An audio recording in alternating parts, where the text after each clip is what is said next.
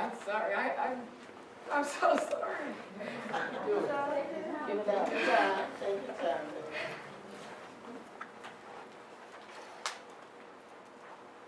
I apologize. We found it.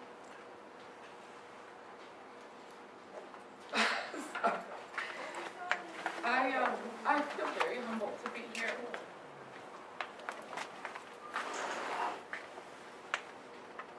Thank you.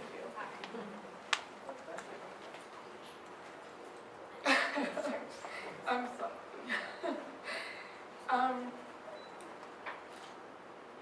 I have to say that the performances, Melissa Nubia's son and the novel movement, I really think that they said everything that has to be said, and the reason why I feel emotional about it is because it just seems like we shouldn't have to say anymore. What Melissa Nubian's son, I hope I'm saying it, where did she go? Over there. Her performance captured the violence that is being inflicted on so many women. And I really don't have that much more to say. I just, again, I think it's really a crime that we still have to be advocating against what is such obvious inhumanity and violence. But I'm going to speak anyway because Bianca and Paris worked so hard to get me here. And I hope that some of what I say can be helpful to the struggle that you're engaging in here in Georgia to ban shackling in prisons. I think the woman who did the poetry from the Now movement, I think she referred, and you may not have gotten it if you don't know this history, to the way that slaveholders punished enslaved women, pregnant enslaved women.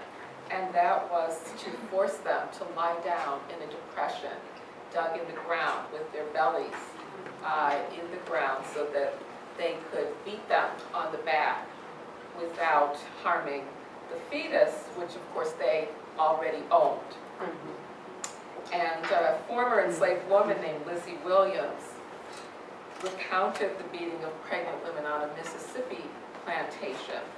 And she said she would see women that was fixing to be confined, meaning they were about to give birth, do something the white folks didn't like. They, the white folks, would dig a hole in the ground just big enough for her stomach, make her lie down, and whip her on the back to keep from hurting the child. This description of the way in which pregnant enslaved women were beaten vividly reflects the dual interest in black women as both laborers and childbearers, because of course they had to work for slave masters, but it was also important for them to produce children that the slave masters owned and that replenished the supply of slaves, especially after the slave trade had ended. And so this procedure enabled them to protect their property in the enslaved children while abusing the mothers. And as far as I can tell, the relationship between black women and their unborn children created by slavery, this conflict between the baby that was already owned by the slave master and the abuse that the slave master was inflicting on them is the earliest example in U.S. history of what's now called maternal-fetal conflict.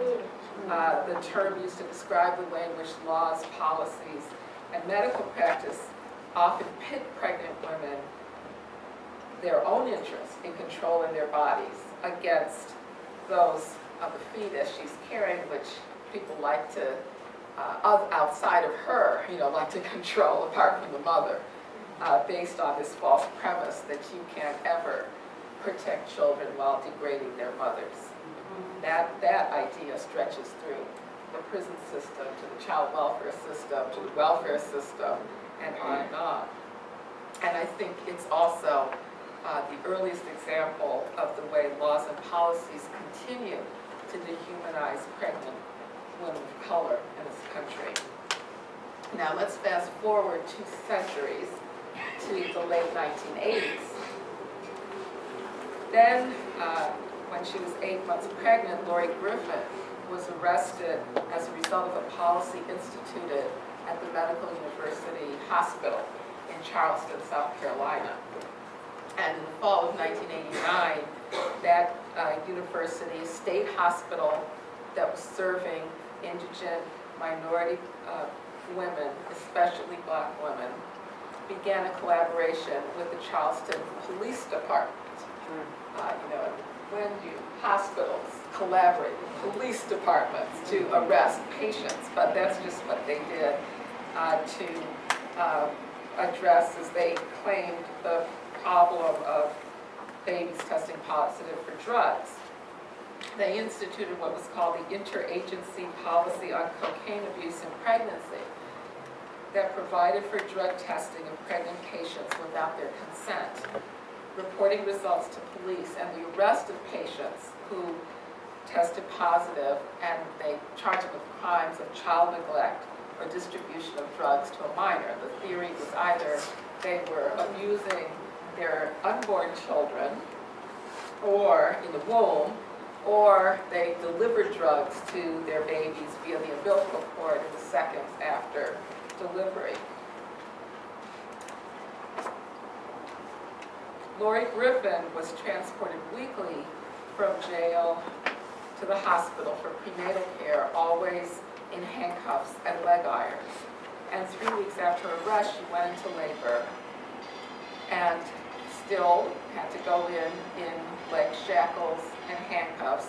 And then once at the hospital, they employed the practice that you've been working against and heard about today. She was shackled to the bed during her entire delivery.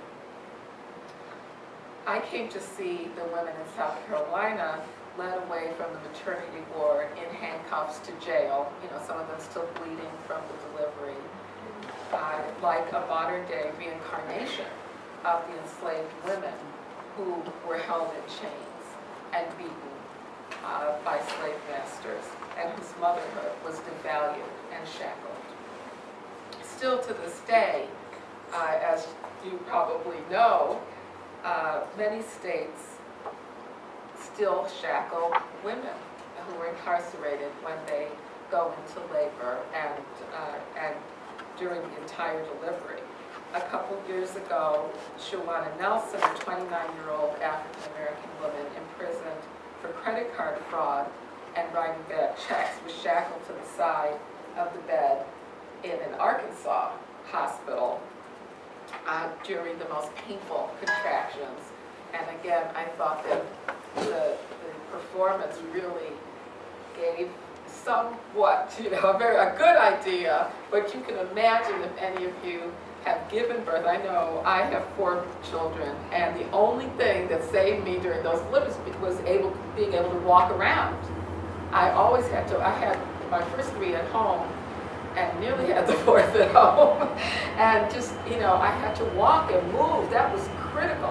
When I think about being chained, if I just try to imagine it, to a bed, giving birth, it seems like, and I think it is a form of torture. And Shawana Nelson, who filed a lawsuit against Arkansas, permanently injured her hip and had muscles torn as a result of this practice. Women are the fastest growing segment of the prison population, with huge increases in the number of women behind bars, black women behind bars in largest numbers for drug offenses. In fact, we often, when we talk about mass incarceration, forget about how many women are being incarcerated, which has to be a focus on men who are incarcerated, but women are actually the largest growing, the fastest growing numbers in prison today. and Black women are disproportionately represented in prison. For most of these women, being incarcerated constitutes a culminating victimization that results from multiple forms of violation, including domestic violence, sexual abuse, substance abuse, and other health problems, and homelessness. United States law enforcement treats health problems, such as drug addiction, as a criminal offense, and Black women who have inadequate access to drug treatment are most vulnerable to this punitive approach. Women who depend on public assistance to care for their children are also increasingly treated like criminals. Accusations of welfare fraud are now increasingly brought as felony charges that can get you time in prison, as opposed to civil violations that they used to be. You know, you might get in trouble, maybe you wouldn't get your checks, but now is the reason to throw people in prison. And this reflects the punitive attitude toward women who are on public assistance who have children. Most states in this country have what are called family caps, child exclusion laws, where they're denied, women who are already on welfare, denied any additional benefit if they get pregnant. So they continue getting, the payment for one child, even if they have 2 or 3 children. And that is explicitly to deter poor women from having children. Now, it's a government policy aimed at keeping certain women from having children. Thousands of women in prison today, mostly for nonviolent offenses, need treatment for a substance abuse problem. They need support for their children or safety from an abusive relationship, not criminal punishment, but the way in which this country is treating the women in most need of these things is by locking them up in prison in greater and greater numbers, and then treating them in the most inhumane and violent way. Stereotypes about Black female criminality and irresponsibility legitimate the massive disruption both of the prison system and the foster care system. And I have to give another talk, but those two systems work together in very parallel ways. They are very racist and racially biased in very similar ways. The numbers are very similar, and they both are punitive civil systems that also work together to take away many incarcerated women's children permanently, based on federal policies that have sped up the time to terminate parental rights. So some judges think that if a woman is going to be incarcerated for more than a year or so, they should just automatically terminate her rights to her children because she's going to be apart from them too long.